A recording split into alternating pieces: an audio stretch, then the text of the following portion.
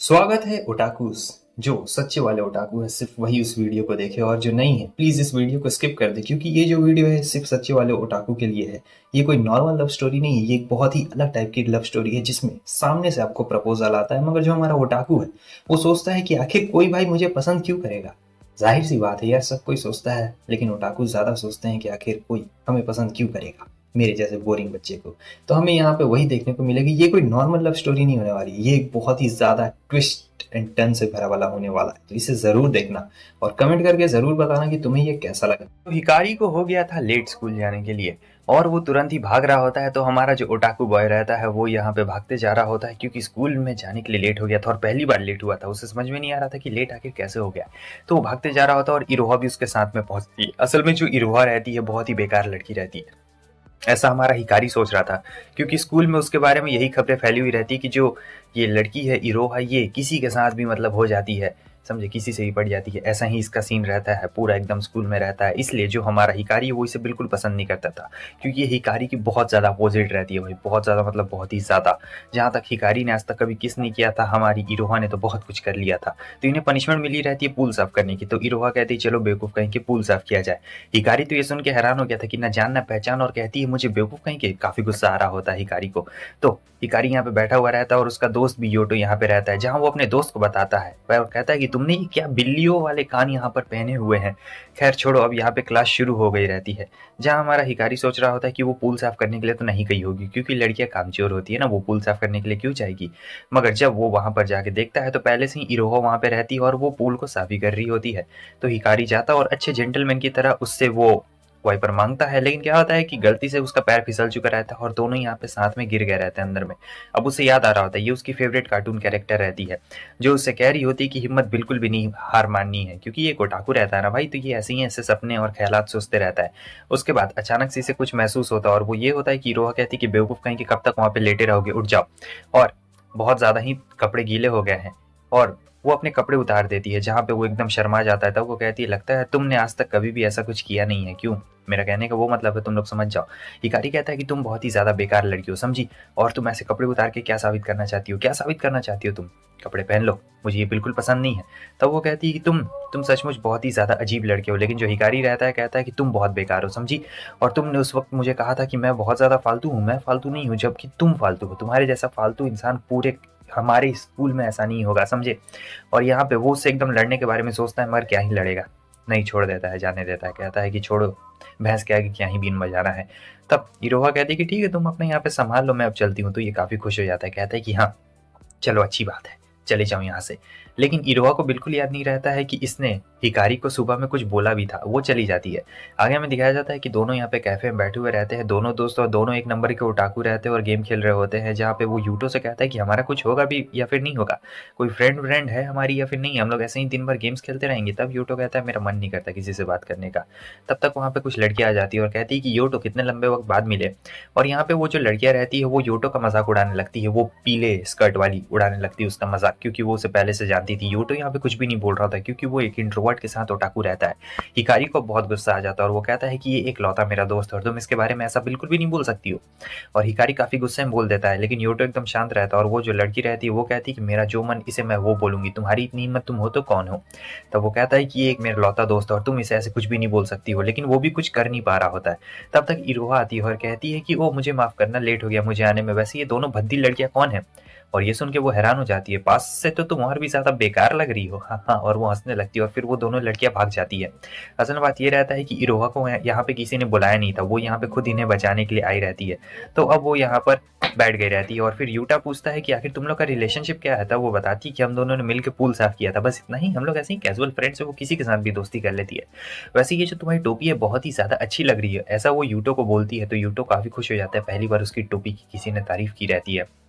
और इरोहा ऐसे ही normal casually बात कर रही होती है और फिर बाद में कहती है कि ठीक है अब मेरा चलने का वक्त आ गया है, तुम लोग अपना देख लो, बाय बाय। ये कहने के बाद वो चली जाती है। यूटो कहता है कि कितनी ज्यादा अच्छी लड़की है, और हिकारी कह रहा होता है कि ना मुझे तो ऐसी बिल्कुल भी नहीं लगती है, क्योंकि उसके बारे में बहुत अफवाह फैली हुई रहती है, समझे, जैसा जैसा अफवाह फैलता है ना बिल्कुल वैसा ही अफवाह एकदम फैला हुआ रहता है इरोहा के बारे में, बहुत ही भयंकर वाला, कि इसका तो भाई इतना सारा बॉयफ्रेंड है, 10-10 को है, 20-20 को है। और यही बात वो यूटो को बता रहा होता है। आगे हमें दिखाया जाता है कि वो स्कूल जाता है पता नहीं उसे क्या होता है, वो ऊपर जाता है तो जाके वहाँ पे एक बहुत ही मस्त सी चीज़ देखता है और सोच रहा होता है कि क्या मैं इसे हाय बोलूँ या फिर मुझे हाय नहीं बोलना चाहिए, क्या करूँ यार, हाय बोलूँ या फिर ना बोलूँ। इरोहा उसके आगे ही चल रही होती है, मगर जो सरप्राइजिंगली ये होता है, इरोहा नोटिस करती है और वो खुद ही उसे हाय बोल देती है। उसके बाद वो भी उसे हाय बोलता है। ये इतना झिझक रहा था और वो बताओ नहीं झिझकती है। उसके बाद वो देखता है कि वो किसी लड़के के साथ में रहती है। अचानक से वहाँ पर एक और लड़का आ चुका रहता है। हिकारी देखता है कि ये क्या हो रहा है और फिर वो कहता है कि क्या तुम इस लड़के को डेट कर रही हो? तब वो कहती है गुस्से में कि मैं तुम दोनों में से किसी को भी डेट नहीं कर रही हूँ। वो स्कूल की सबसे खूबसूरत और पॉपुलर लड़कियों में से एक थी, इसलिए सब लोग उसे पसंद करते थे। लेकिन पता नहीं वो किसे पसंद करती है, शायद वो किसी को नहीं पसंद करती और बेकार में उसके ऊपर अफवाह फैलाई गई है, तो ये उसे बचाने के लिए आ जाता है। लेकिन वो बंदा कराटे क्लब में रहता है और हिकारी को ढूंढ देता है, बहुत ही अच्छी तरीके से हिकारी को ढूंढ देता है। लेकिन हिकारी यहाँ पे हार बिल्कुल भी नहीं मानता है। हिकारी कहता है मैं हार नहीं मान सकता हूँ, क्योंकि उसका कार्टून कैरेक्टर उसे हार मानने की इजाजत बिल्कुल भी नहीं देता है। पोटाकू कभी भी हार नहीं मान सकता है जब उसकी वैफू बोले तो। लेकिन जब बेचारी की आंख खुलती है तो वो बुरी तरीके से पिट गया था और इरोहा जो रहती है उसे किस कर देती है। ये देख के वो भी हैरान हो गया था और फिर उसके बाद वो कहती है कि तुम्हें पट्टी बैंडेज लगवाने की जरूरत है, चले जाओ। अगले दिन हमें क्लास में दिखाया जाता है जहाँ पे यूट्यूब पूछता है कि ये हल कैसे हो गया, तब तक इरोहा आ जाती है और वो डायरेक्टली उसे पूछती है क्या तुम मेरे साथ डेट पे चलोगे, क्या तुम मेरे बॉयफ्रेंड बनोगे? अब जब वो ये बात बोलती है तब हिकारी का दिमाग एकदम सनक जाता है और वो कहता है तुम्हें क्या लगता है, तुम बहुत ज़्यादा ब्यूटीफुल हो तो क्या कोई भी तुम्हारे पास में आ जाएगा? मेरे भाई कुछ स्टैंडर्ड्स है, तुम्हारे जैसे मेरा स्टैंडर्ड गिरा हुआ नहीं है। मेरा बहुत ज़्यादा हाई स्टैंडर्ड है और मैं किसी भी ऐसे ऐसे वैसे नत्थु कैरे के साथ नहीं जा सकता हूँ। योटो कह रहा होता है कि तुम्हें ऐसी बातें नहीं बोलनी चाहिए इरोहा से। लेकिन यहाँ तो जो हिकारी रहता है वो बहुत कुछ बोल रहा होता है इरोहा को और सब लोग यहाँ पे सुनते जा रहे होते हैं, क्योंकि हिकारी को लगता है कि ये एकदम फालतू लड़की है, बहुत ही ज़्यादा फालतू लड़की है। ऐसी पूरा अफवाह फैला हुआ है स्कूल में और इसने अपनी आंखों से भी तो देख लिया था, तो इसे बिल्कुल भी विश्वास नहीं हो रहा था। अब जो इरोहा रहती है उसे यहाँ पर बहुत ही ज़्यादा बुरा लगता है और चुपचाप चुपचाप वो यहाँ से खिसक लेती है। अगले सीन में हम देखते हैं कि ये बाहर आया हुआ रहता है और ऐसे ही फ़ोन पे ऐसे अपना मैसेज कर रहा था, तब देखता है कि ये क्या, इरोहा तो यहाँ पे रो रही है।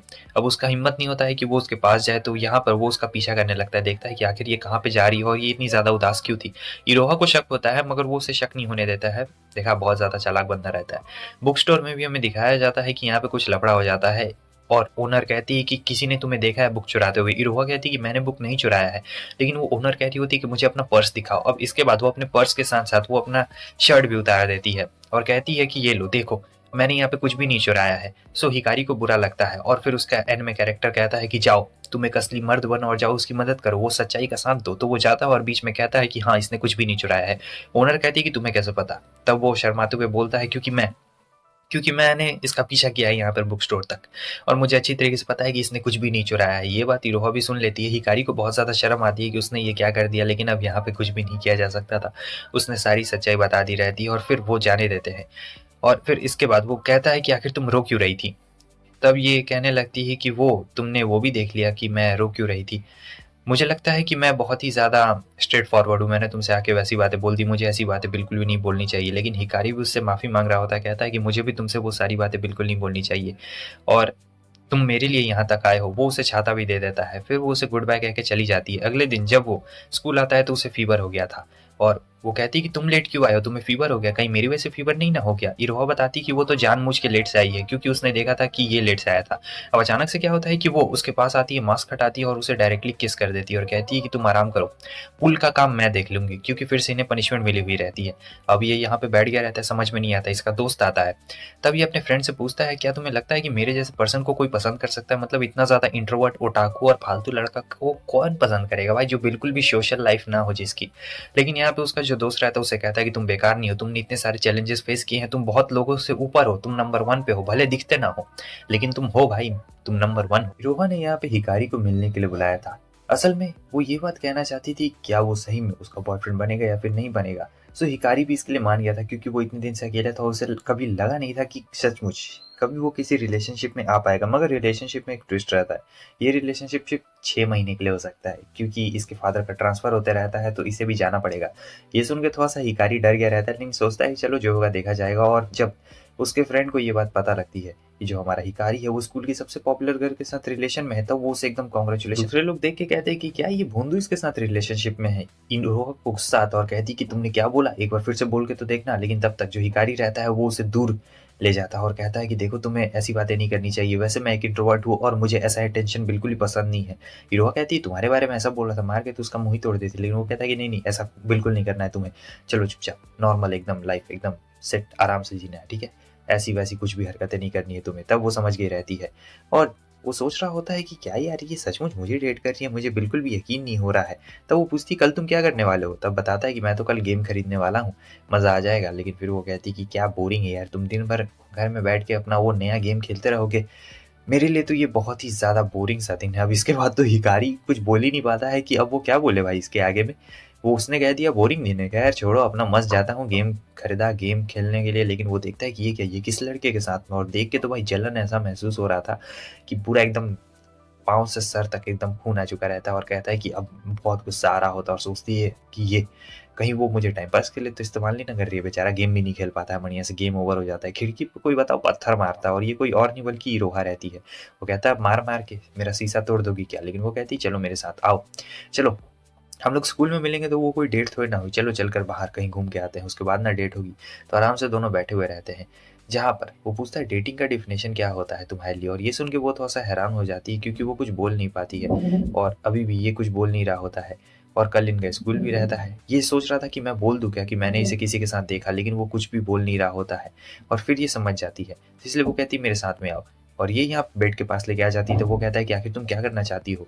तो वो बताती है कि मैं तुम्हें अपनी लॉयल्टी साबित करना चाहती हूँ। देखो मैं जानती हूँ कि तुम्हें ऐसा लग रहा होगा कि मैं सीरियस नहीं हूँ, इसलिए मैं तुम्हें दिखाना चाहती हूँ कि मैं बहुत ज़्यादा सीरियस हूँ। और फिर उसके बाद एकदम रेडी होने लगती है और कह रही होती है कि ठीक है चलो, वैसे भी ये मेरा फर्स्ट टाइम है, मैंने आज तक कभी भी किया नहीं है। तब हिकारी कह रहा होता है कि ये तुम क्या कर रही हो, नहीं नहीं ऐसा करना बिल्कुल भी सही नहीं है। तब हीरोआ कहती है कि रुको, बाकी सब कॉमिक्स में भी तो ऐसे ही होता होगा ना। हिकारी कहता है कि देखो ये बहुत ही अजीब है। हीरोआ कहती है कि देखो ये रियल लाइफ है। लेकिन फिर हिकारी कहता है कि देखो मुझे एकदम आराम से करना है, मैंने कभी नहीं किया है लेकिन फिर भी मुझे आराम से करना है, मैं ऐसा बिल्कुल भी नहीं चाहता हूँ, मैं सेटिस्फाई होना चाहता हूँ, ऐसा बिल्कुल भी नहीं, समझी, मुझे भरोसा है तुम्हारे ऊपर। अब वो जाता है, अगले दिन बाहर रहता है तो उससे वही बंदा दिखाई देता है जो उस दिन इरोहा के साथ में वहाँ पे रहता है, और ये बंदा एक डॉक्टर रहता है।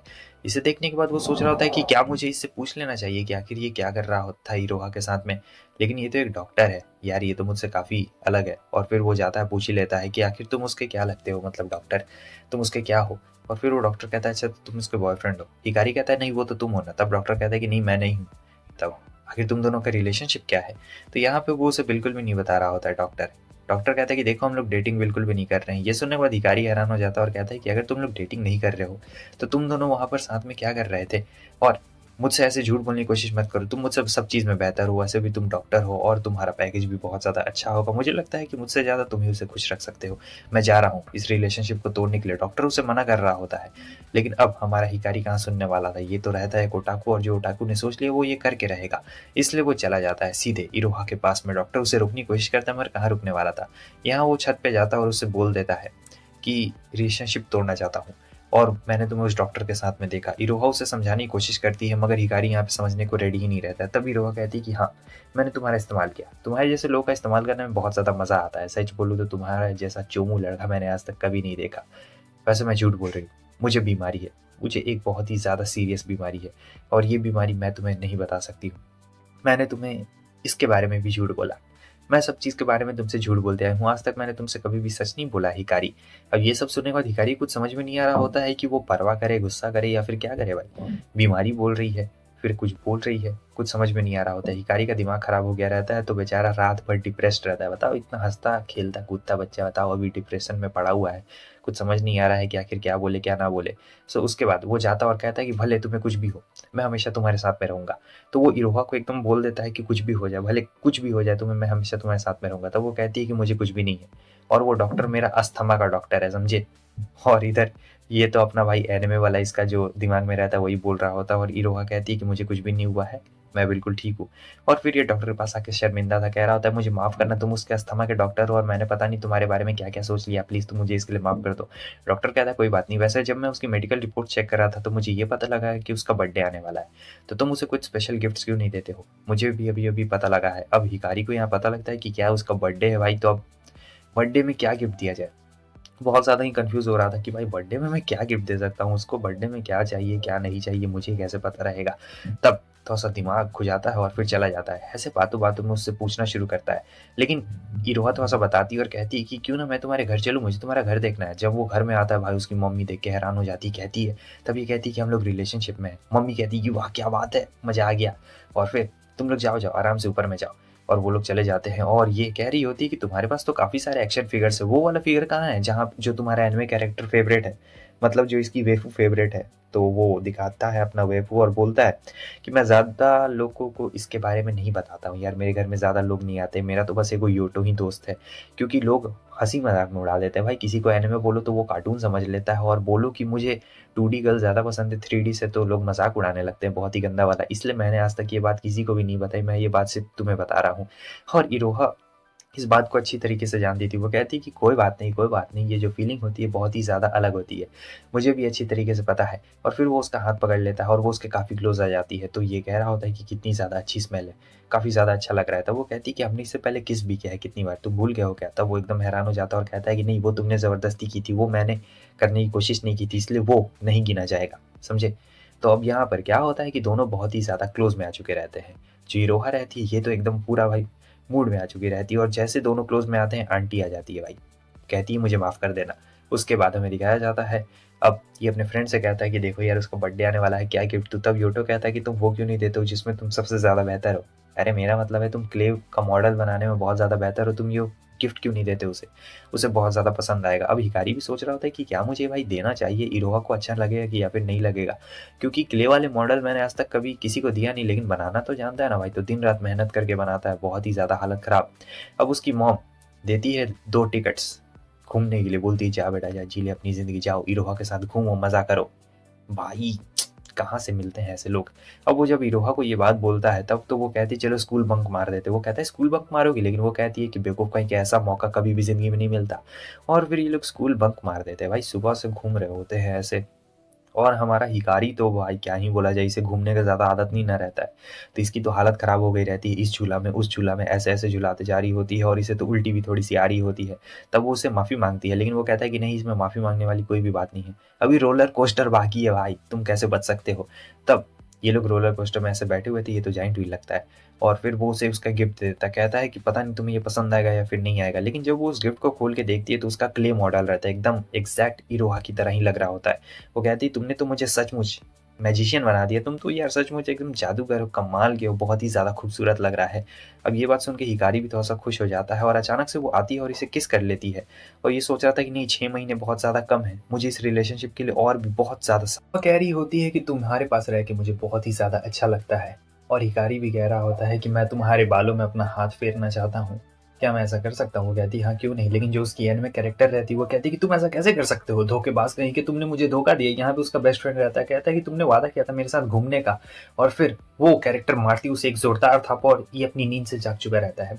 नींद से जागने के बाद देखता है ये क्या, मैं सो गया था, हम लोग एनिमे देखते देखते सो गए। और इरोहा का सोचता है कि मैं यहाँ पे फोटो क्लिक कर लूँ क्या, एक काम करता हूँ फोटो क्लिक कर लेता हूँ, और फोटो क्लिक ही नहीं हो रही होती, बहुत ही इंट्रोवर्ट रहता है, तो वो सो गया रहता है। और जब ये उठती है तो देखती है कि ये क्या, मेरे ऊपर ब्लैंकेट किसने डाली, अच्छा तो ये काम हिकारी का है, कितना ज़्यादा स्वीट बंदा है, क्या मस्त है।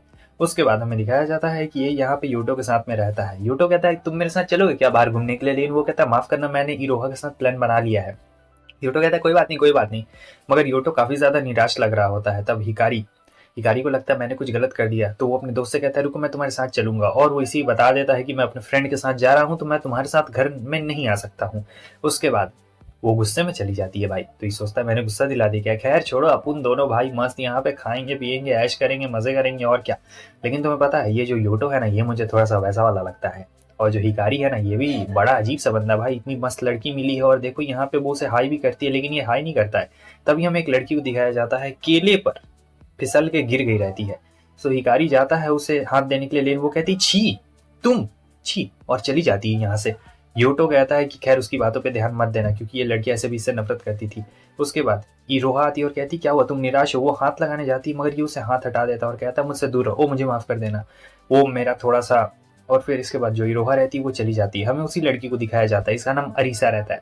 अरीसा कहती है अच्छा तुम फिर वो वहां से जाने लगती है। तब ये उससे पूछता है रुको, मुझे तुमसे पूछना क्या तुम्हें कभी किसी से प्यार हुआ है। वो कहती है हाँ मुझे किसी से प्यार हुआ है, लेकिन ये बात मैं तुम्हें क्यों बताऊंगी, क्योंकि तुम बहुत ही ज्यादा अजीब टाइप के लड़के हो। तब हिकारी कहता है कि देखो मेरा कोई भी फ्रेंड नहीं है, कोई भी फीमेल फ्रेंड नहीं है, मैं तुमसे बस एक बात पूछना चाहता हूँ क्या लोग प्यार में कैसी कैसी हरकतें करने लगते हैं। तो वो कहती है कि देखो लोग प्यार में बहुत ही अजीब अजीब हरकतें करने लगते हैं, ये सिचुएशन के ऊपर डिपेंड करता है और आदमी के ऊपर डिपेंड करता है कि वो किस तरीके से हरकत करता है, मगर जो प्यार में लोग अपना कॉमन सेंस खो बैठते हैं, मैं भी खो बैठी हूँ। समझे, तो मुझे ज़्यादा कुछ बताने की ज़रूरत नहीं है। और वैसे भी तुम तो हो ही क्रीप से, तुम बहुत ही ज़्यादा अजीब हो, पता नहीं तुम्हें कौन डेट कर रहा है, तुम्हें डेट करने वाली तो ऐसे भी अनलकी ही होगी। और फिर क्यूट सा फेस बना के बता रही होती कि देखो ऐसे ऐसे लोग करते हैं। हिकारी समझ गया था कि ये मेरे साथ ही हो रहा है क्या। और आगे वो जाता है हाथ पकड़ने के लिए इरोहा का, लेकिन वो भी उससे हाथ छुड़ा देती है और कहती है अब तुम्हें पता लगा, जब कोई तुम्हें टच करने आता है और तुम उसके साथ ऐसा व्यवहार करो तो कैसा लगता है।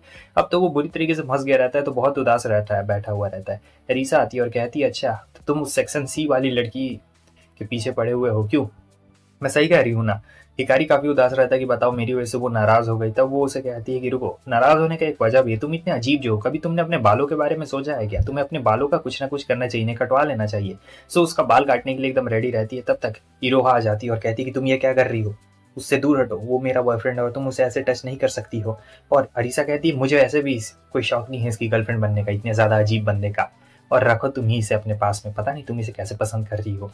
और फिर जो इरोहा रहती है कहती है हाँ ये मेरा है। और इरोहा बहुत ही ज़्यादा जेलस महसूस कर रही थी जब अरीसा ने टच किया था हमारे हिकारी को, बालों को।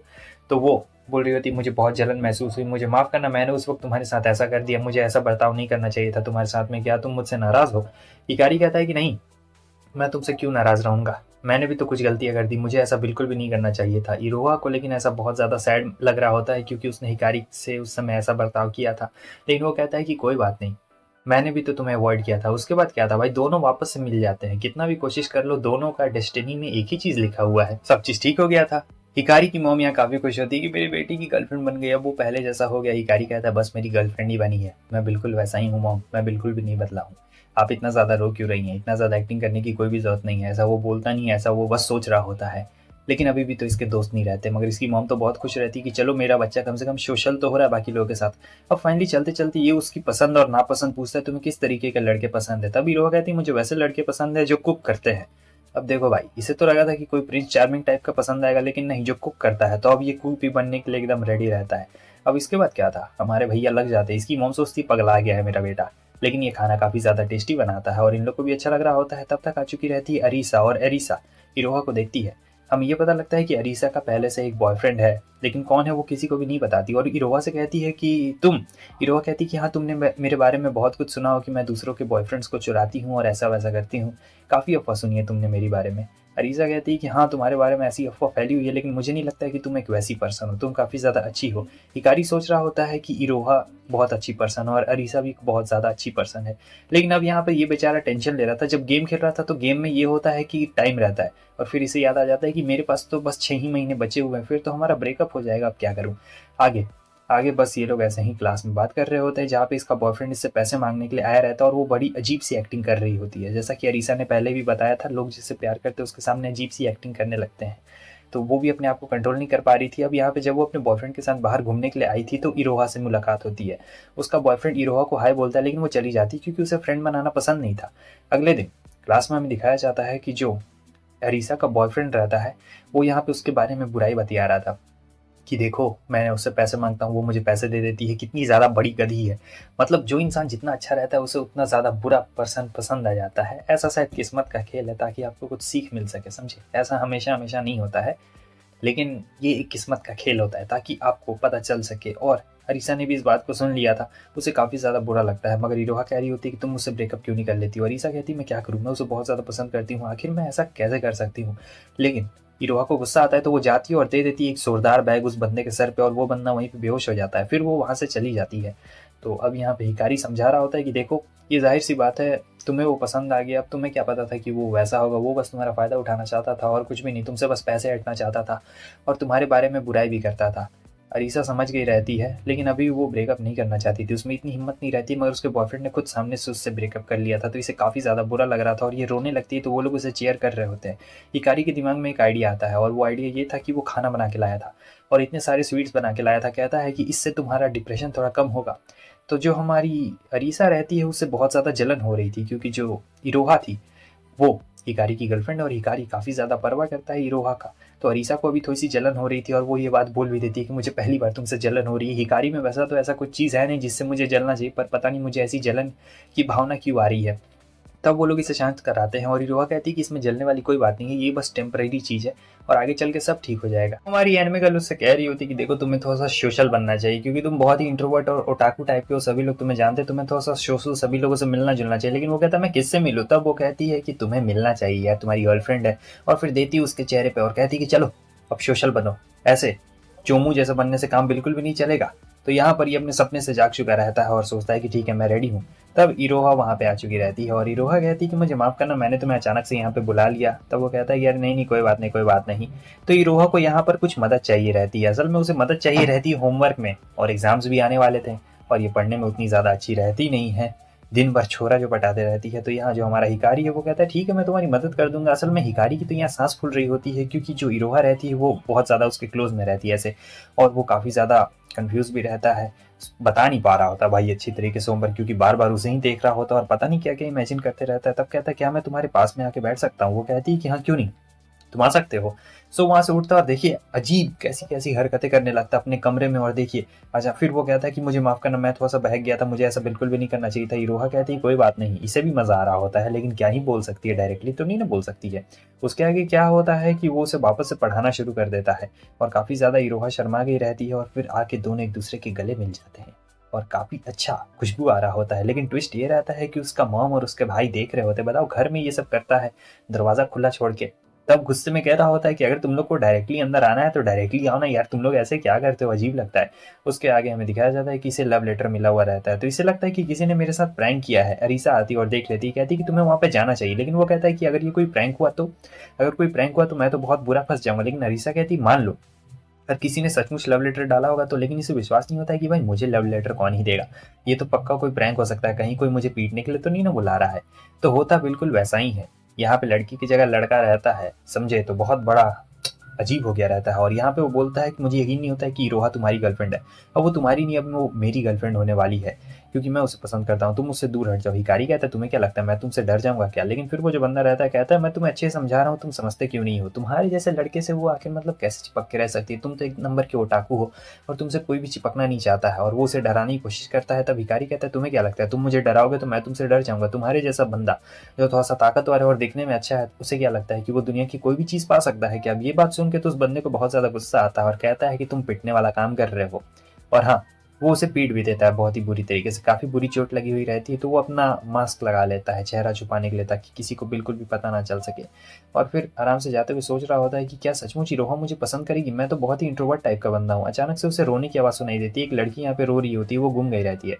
तभी कहता है चिंता मत करो, मैं तुम्हारे पेरेंट्स को ढूंढ दूंगा, मेरा एक भाई भी है और वो भी बिल्कुल तुम्हारी एज का है, तुम अपना घर बताओ, मैं तुम्हें तुम्हारे घर छोड़ देता हूँ या फिर तुम मेरे घर चलो। तो वो लड़की काफ़ी ज़्यादा खुश हो जाती है और कहती है कि मेरा भाई कहाँ पर है, मुझे मेरा भाई चाहिए। लेकिन वो थोड़ा सा कंफर्ट भी महसूस कर रही होती है और हमें दिखाया जाता है कि इसका भाई यही बंदा रहता है और वो आके इसे पकड़ता है और कहता है तुम मेरी बहन के साथ क्या कर रहे थे। तब वो उसे समझाने की कोशिश करता है कि ये गुम गई थी, देखो इसमें मैंने कुछ भी नहीं किया इसके साथ में, यही है वो, यही गुम गई थी, मैं इसे बस कंफर्ट दिला रहा था और कुछ भी नहीं। तब वो कहता है कि मेरी बहन से दूर रहो और अगर वापस से क्लोज आने की कोशिश की तो मैं तुम्हें नहीं छोड़ूंगा। तब उसे रोक के कहता है कि रुको, क्या इरोहा को तुम सचमुच लेने वाले हो? तब ये कहता है तुम्हें क्या लगता है तुम्हारे जैसे लूजर के पास वो रहने वाली है क्या? हिकारी को बहुत गुस्सा आता है, लूजर बोलता है भाई ओटाकू हूँ, लूजर बिल्कुल भी नहीं। तब वो कहता है तुम्हें पता है ना मैं ऑनलाइन तुम्हारे बारे में कुछ भी लिख सकता हूँ। तब ये लोग देखते हैं वहाँ पे एक पुलिस जा रहा होता है और फिर ये अपनी बहन को चिल्लाने के लिए कहता है। वो जब चिल्लाती है तो इसके ऊपर वापस से फेक एलिगेशन लगा दिया जाता है, जहाँ पर पुलिस वालों ने पकड़ लिया था भाई, बिना इन्वेस्टिगेशन के पकड़ लिया था। हालांकि उनके पास सबूत नहीं रहता है तो उन्होंने इसे छोड़ भी दिया रहता है। अब क्लास में ये रहता है कि क्लास में इसका फोटो भी लग गया था, वही पुलिस वालों के साथ में फोटो लग गया था और सब लोग कह रहे होते हैं कि हाँ हाँ देखो ये ऐसा है ये वैसा है, लेकिन इसे बिल्कुल फर्क नहीं पड़ता है क्योंकि ये एक ओटाकू है और काफी सर भी दर्द कर रहा होता है और सब लोग इसे काफी बुरा भला बोल रहे होते हैं कि बताओ बच्चों को उठाता है। और फिर इरोहा आ जाती है। इरोहा कहती है मुझे तुम पे भरोसा है, तुम ऐसा कभी भी नहीं कर सकते हो। लेकिन हिकारी उससे कहता है कि देखो अभी हमारा मिलना बिल्कुल भी ठीक नहीं है, मुझे तो लगता है कि हमें कुछ दिन नहीं मिलना चाहिए क्योंकि तुम मेरे साथ रहोगी तो तुम्हारी भी इमेज खराब हो जाएगी। लेकिन इरोहा कहती है कि नहीं, मुझे इससे फर्क नहीं पड़ता है। उसके आगे ये जाने लगता है क्योंकि ये नहीं चाहता था कि कोई भी इसके पास में रहे। सीन कट होता है, हमें दिखाया जाता है ये अपने दोस्त से कहता है, इसका दोस्त कहता है मुझे तुम्हारे ऊपर पूरा भरोसा है, तुमने कुछ भी नहीं किया होगा। लेकिन जो अरीसा रहती है वो कहती है मुझे तुमसे घिन आ रही है और यही कहने के बाद वो वहां से चली जाती है। बात तो सही है भाई, किसी को भी घिन आ रही होगी क्योंकि किसी को नहीं पता रहता है सच्चाई क्या है, लेकिन काफी बुरा लग रहा होता है। इधर दूसरी तरफ जो इरोहा रहती है वो मैसेज कर रही थी, तब तक ये बंदा आ गया था, लेकिन वो उसे भाव नहीं देती और वहां से जाने लगती है और फिर वो उसका हाथ पकड़ता है, लेकिन वो कहता है कि छोड़ो। और इरोहा कहती है कि तुम जानते क्या हो हिकारी के बारे में, उसके जैसा बंदा दुनिया में कोई भी नहीं है और तुम तुम तो मेरे बिल्कुल भी लायक नहीं है, चले जाओ, कभी भी ट्राई मत करना। अब तो ये पूरे सदमे में आ गया था कि मैं बताओ एक ओटाकू से हार गया। यकीन नहीं होता भाई, किससे हार गया। सीन कट होता है, हमें दिखाया जाता है उसी लड़की को, और यहाँ पे हमारा हिकारी का भाई भी रहता है जो रो रहा होता है, कहता है मेरा भाई क्रिमिनल है, मेरे भाई ने बहुत बुरा क्राइम किया है, अब हमारी ज़िंदगी ख़त्म हो गई है, क्योंकि क्राइम करना बहुत ही ज़्यादा बुरी बात है और ज़िंदगी में शायद कभी नौकरी भी ना लगे पूरे परिवार में किसी की। और फिर उस वो बता रहा होता है कि मेरा भाई कौन है और मेरे भाई ने क्या किया। तब उस लड़की को अचानक से रियलाइज़ हो चुका रहता है कि ये सब मेरी वजह से हुआ है। अगर मैं अपने भाई के कहने पे ना चिल्लाई होती तो शायद वैसा कुछ भी नहीं होता, और इधर इसकी मॉम भी रो रही होती कि बताओ मेरे परवरिश में क्या कमी रह गई थी जो तुम ऐसे निकल गए। और फिर वो बहुत ज़्यादा रो रही होती है। लेकिन यहाँ पे हिकारी सब सच्चाई जानता था, मगर क्या ही बोल सकता था, क्योंकि कोई एविडेंस नहीं रहता है। और यहाँ पर वो इरोहा से भी फ़ोन पे बात कर रहा होता है, जहाँ पे वो कहती है कि हमें मिलना चाहिए, लेकिन वो मिलने से एकदम मना कर रहा होता है। कहता है कि हमें एकदम डिस्टेंस बना लेना चाहिए जब तक ये सारी चीज़ें क्लियर नहीं हो जाती। वैसे तो ये कोई सबूत नहीं रहता पुलिस के पास में, लेकिन फिर भी बहुत बेकार ज़िंदगी हो गई रहती है। और हिकारी कहता है देखो, तुमसे मिलने से पहले भी मैं अकेला ही था, तो मैं अब अकेले भी सर्वाइव कर लूँगा, मुझे नहीं लगता कि तुम्हें मेरे साथ में रहना चाहिए। मगर इरोहा कहती है कि नहीं, तुम अपने बारे में नहीं सोच रहे हो, तुम दूसरों के बारे में सोच रहे हो। तुम्हारे जैसा पर्सन बहुत ही ज़्यादा कीमती होता है और ऐसे पर्सन को बिल्कुल कभी भी नहीं खोया जाता है। मैं हमेशा तुम्हारे साथ में रहूंगी। तो ऐसा ही वो उससे बोलती है और ये पूरा डिप्रेशन में आ चुका रहता है, क्योंकि लोग भी इसे ऐसे ही चिढ़ाते जा रहे होते, बहुत ही बुरी तरीके से चिढ़ा रहे होते, लेकिन ये सुनता नहीं है, क्योंकि इरोहा की बात इसे याद आती है कि किसी के बात पे ज़्यादा ध्यान नहीं देने का, आराम से अपना काम करने का, जो भी होगा बिल्कुल वैसा ही करने का। तो ये अपना काम कर रहा होता है। उसके आगे हम देखते हैं कि जो इरोहा रहती है वो कहती है साथ में चलने के लिए, लेकिन वो मना कर देता है। सो इरोहा को बुरा लग रहा होता है, और ये जो लड़की रहती है दौड़ते हुए आती है तो गिर जाती है। इरोहा इसकी मदद करती है और कहती है कि मुझे मेरे भाई से मिलना है, वो इसी स्कूल में है।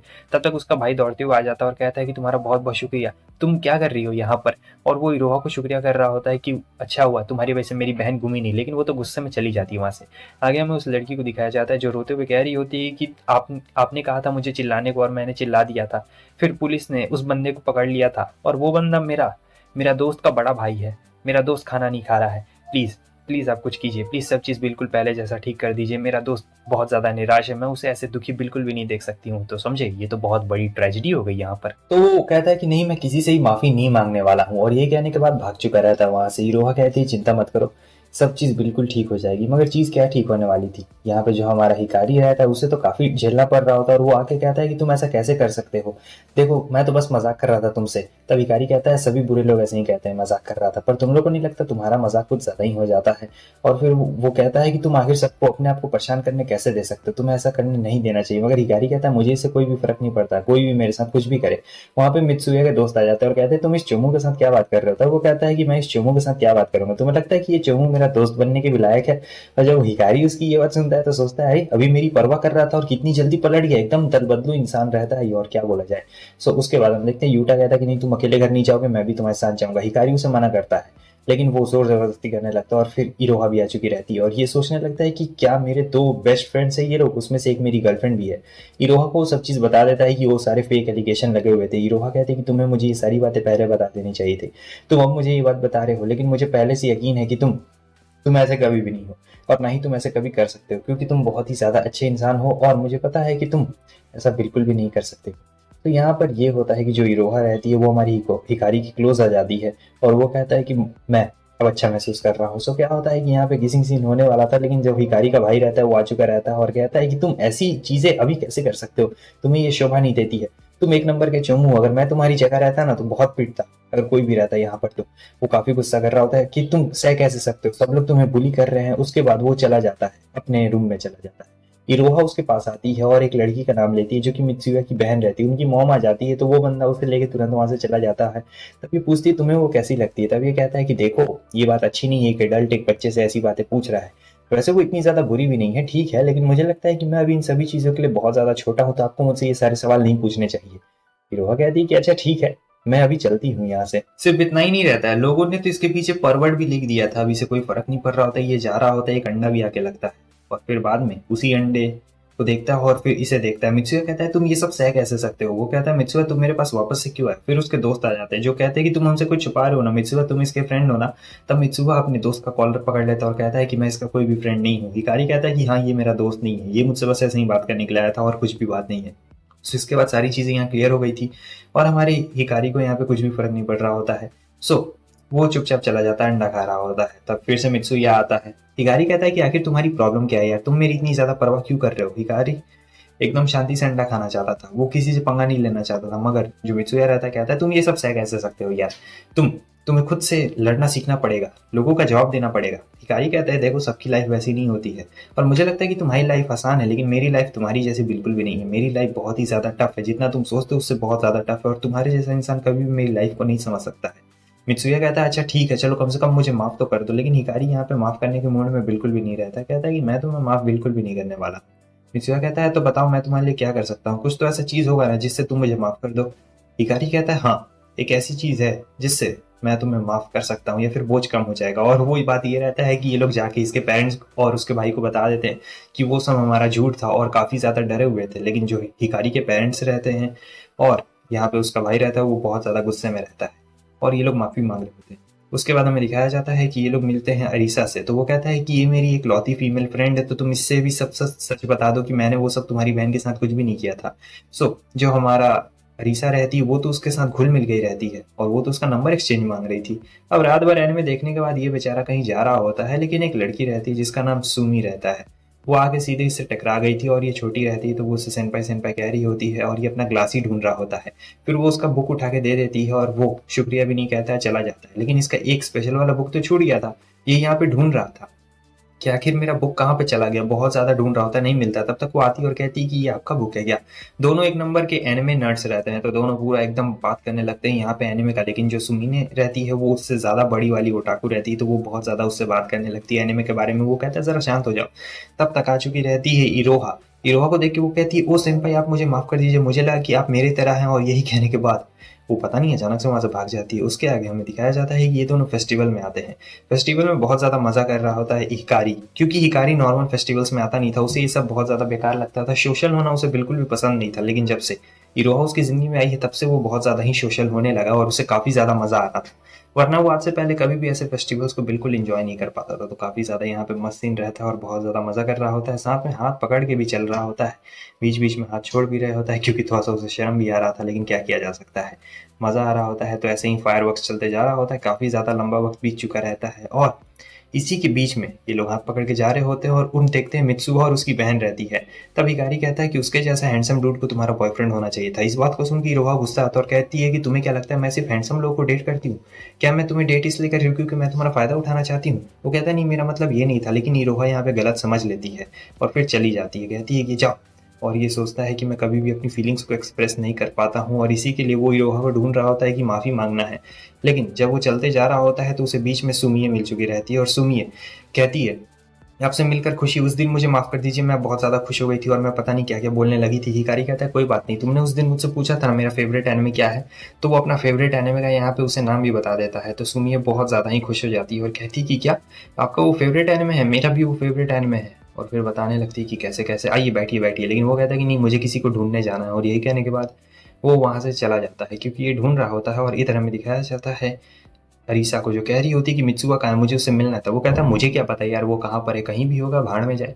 लेकिन जब वो क्लास में आता है देखता है कि इसके दोस्तों ने इसे मरा घोषित कर दी और फूल भी रखा हुआ रहता है, तो ये जा रहा होता है। तब कुछ लड़के बात कर रहे होते हैं सुमिये के फिगर के बारे में कि कितना अच्छा फिगर है, उसके अलावा और कुछ भी उसके पास में है ही नहीं। और सुमिये भी ये बात सुनती है, लेकिन उसे काफ़ी बुरा लगता है, और फिर बोलती है कि मैं बहुत ही ज़्यादा इंट्रोवर्ट हूँ, एनिमे देखती हूँ, इसलिए सब लोग मेरा मजाक उड़ाते हैं, कहते हैं कि कार्टून देख रहे हो कार्टून देख रहे हो। लेकिन हिकारी यहाँ पे अपना थोड़ा ओटाकू वाला दिखाता है और कहता है कि उन लोग से बोलने से क्या होता है, तुम अपने आप में ही स्पेशल हो, और मुझे नहीं लगता है, मुझे पता है कि तुम भी अपने दिल की बात किसी को अच्छी तरीके से एक्सप्रेस नहीं कर पाती हो, इसमें कोई बड़ी प्रॉब्लम नहीं है, ओटाकूस के साथ ऐसा होता है। लेकिन तुम जो भी हो अपने आप में ही बहुत ज़्यादा बेस्ट हो। और इस बात को सुन के तो बेचारी एकदम रोने ही लगती है। उसके बाद वो उसे फूल देता है और कहता है कि ये फूल मैं फेंकने जा रहा था, लेकिन ये फूल एक तुम्हारे जैसे फूल के लिए। और यही देने के बाद वो चला जाता है। ये सब देखने के बाद तो जो अरीसा रहती है वो उसे झापड़ मारती है और कहती है तुम्हारी गर्लफ्रेंड है फिर भी तुम ऐसा कर रहे हो, और भाग जाती है। अब ये जा रहा होता है, इरोहा को ढूंढ रहा होता है। इरोहा उससे मिल गई रहती है। वो इरोहा से कहता है मुझे माफ़ करना, उस दिन मिसअंडरस्टैंडिंग हो गई थी, मैं कुछ और कहना चाहता था मगर मैंने कुछ और बोल दिया, प्लीज़ इसके लिए मुझे माफ़ कर देना। इरोहा कहती है कि मैं अच्छी तरीके से जानती हूँ तुम्हारे बारे में, तुम हमेशा मिसअंडरस्टैंडिंग कर देते हो। खैर इसके लिए मैंने तुम्हें माफ़ कर दिया है, क्योंकि मुझे पता है कि तुम जैसे हो वैसे हो नहीं, और जैसे नहीं हो बिल्कुल वैसे, मतलब तुम लोग समझ सकते हो जो ओटाकू है